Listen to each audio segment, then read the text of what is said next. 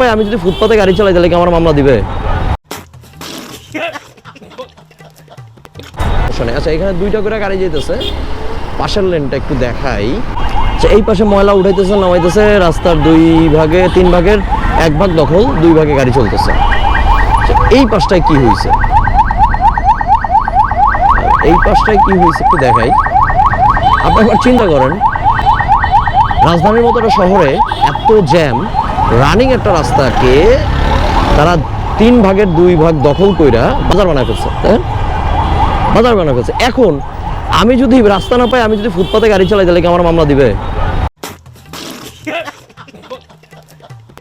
মানে দেওয়া উচিত, কারণ আমার মানে চলাচলের রাস্তা তো আপনি দখল করে ফেলছেন। এই যে দখল করে মানে একে তো নোংরা করতেছে, দ্বিতীয়ত আমি চিন্তা করেন এই পাশে চলাচলের জন্য কতটুকু পুরো জ্যাম লেগে রয়েছে।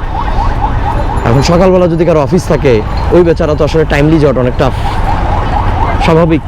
আপনি দেখেন কোন পর্যন্ত আসছে একটা রাস্তা, কতখানি দখল করা যায়, একটা এরকম চলাচলের একটা রাস্তা ঠিক কতখানি দখল করা যায়, জ্যামে বসে আছে। অবশ্য সামনে পুরো রাস্তা ফাঁকা, সামনে পুরো রাস্তা ফাঁকা।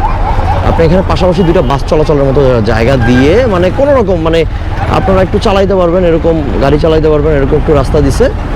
বাকিটা হচ্ছে তারা তাদের মতো ব্যবসা বাণিজ্যের জায়গা বানায় ফেলছে, মানে বাজার বসায় ফেলছে। হ্যাঁ, এটা কি প্রশাসন জানে না? প্রশাসন সামনে দাঁড়া হচ্ছে পাহারা দিতেছে।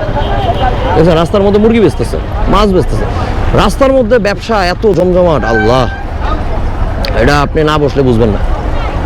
আচ্ছা এখন আমার চলাচলের রাস্তায় তো তারা ফুটপাত, ওই যে রাস্তার মধ্যে আগে ফুটপাত দখল করতে, এখন মেইন রাস্তা দখল করে ফেলছে। হ্যাঁ, এখন আমি গাড়ি কই চালাবো? ফুটপাতে তো দখল, এটা চালাইতে হবে তাদের বাসায়।